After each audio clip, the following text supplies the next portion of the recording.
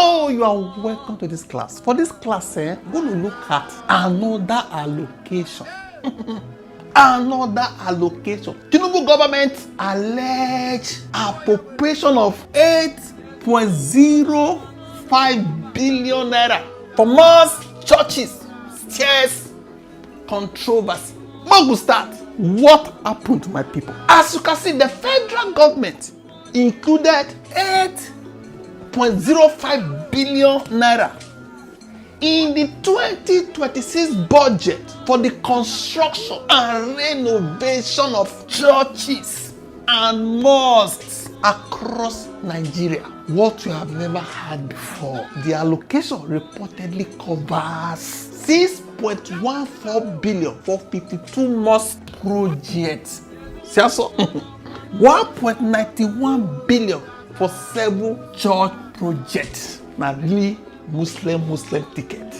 The decision has triggered criticism over transparency, fairness, and government priorities. Hospitals dey there yesterday na palaces across Nigeria. Schools dey there, they no really send. After all, those ones no get say. And the one wey fit talk no cover their mouth. Why Nigerians are criticizing it? Critics are asking, why should the government build or renovate religious centers? Why are many beneficiary churches and mosques not clearly named? They don't name them. Why are the exact project locations not fully disclosed? They don't even know their locations. Why are ministries such as agriculture, labor, and marine and blue economic hardly religious projects? Just like yesterday.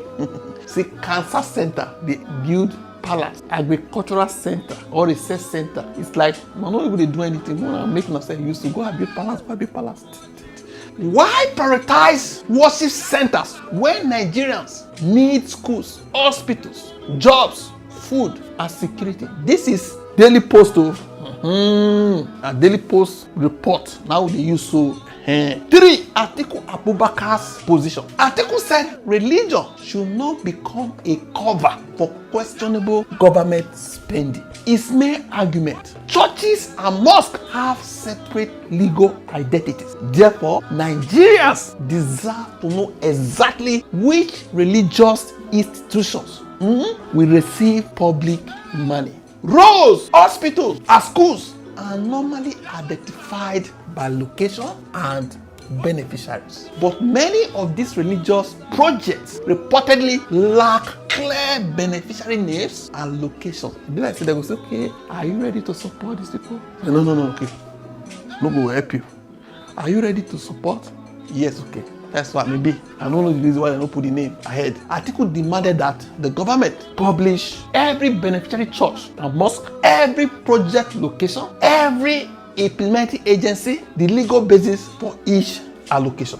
He warned that failure to disclose this information will further strengthen suspicions that religion was being used to conceal the diversion of public funds. His strongest message was, government must not use churches, mosques, pastors, priests, and imams as hiding places for questionable budget allocations. 4. Misplaced priority argument. David Etim, one of the critics, described the spending as a misplaced priority. His argument: Nigeria has about 140 million people living in multidimensional poverty, according to the figure quoted in the article by Daily Post. Public funds should first address human suffering. 8.05 billion invested in hospitals or schools could improve far more lives. Government should prioritize healthcare, education, industries, poverty reduction, and job creation. His point was that serving people through functioning hospitals and schools may be more meaningful than constructing additional worship centers. Where you are singing, you forget your sorrow. Where you are clapping, quack, quack, you forget your sorrow. When you say Allah Akbar, forget the government. Oh boy, why the ministry allocations are suspicious. Some religious projects will reportedly place other ministries that have no clear religious responsibility. Remember yesterday, Abi? If you have not watched that video, go and watch it. How different ministries were supposed to mind their business. They build palaces across Nigeria. Examples mentioned include the same Ministry of Agriculture go build church or mosque. Ministry of Labour, I bless you, I know they work for them. Wanna go build some churches or mosque, I beg. This other one, Ministry of Marine and Blue Economy. We don't need to go and build mosque for Zafara. We know they work for the office. This creates several problems. It becomes difficult to understand why those ministries are executing religious projects. It weakens public monitoring. It makes accountability more difficult. Just like yesterday, bro. It raises questions about whether the projects were inserted merely to move money through different agencies. Number 6, the 2027 election argument. PDP chieftain Larry Adebowale claimed the allocation has two political purposes: to create channels through which money could be raised for the 2027 election, to win the support of Christians and Muslim communities. His argument: government may expect religious leaders and communities receiving projects to support the APC. Renovating a church or mosque shortly before an election may create political loyalty.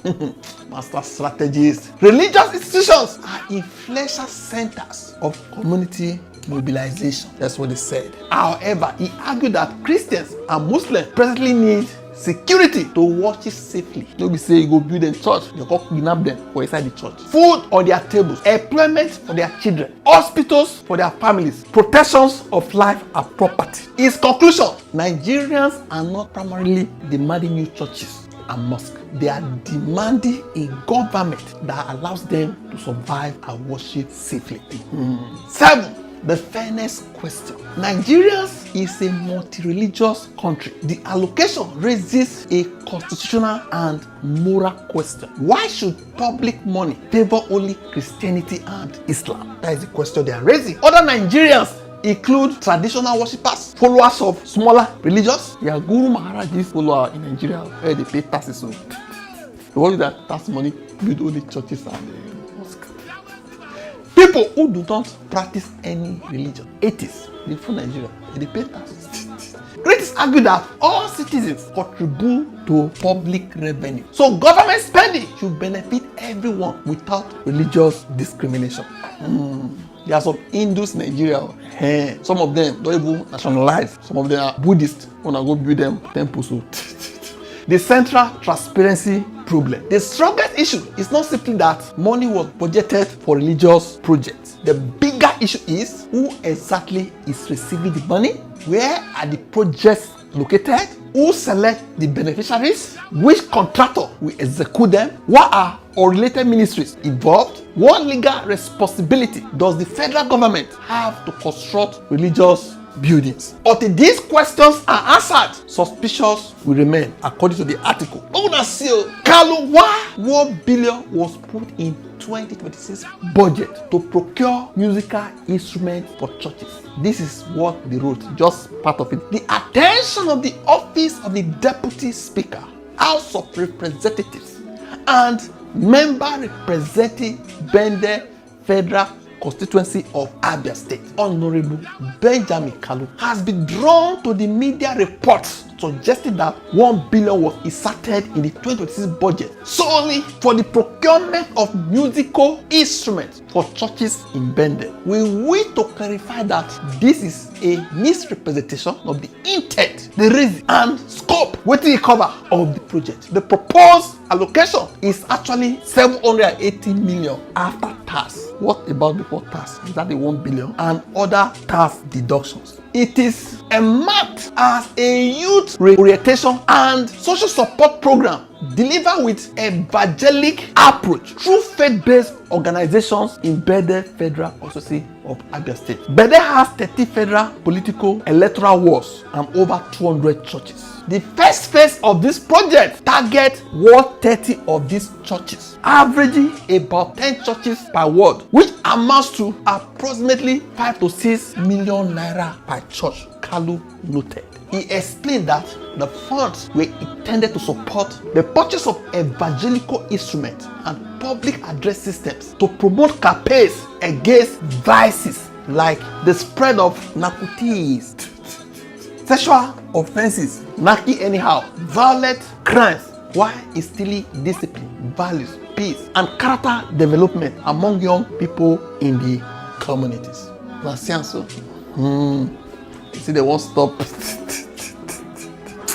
Just imagine, look at the strategy. If we capture the churches, 10 churches, 10 churches, this pastor will be advertised every Sunday, that will be advertised. Not about development again. This country, that imam will be sing our praise, say you must vote. Look at how our church is beautiful. They love us. Give them time. Oh, APC. Ah, what do you think? Want to drop off a comment section? Don't forget to like, share, and subscribe to this channel. Thank you.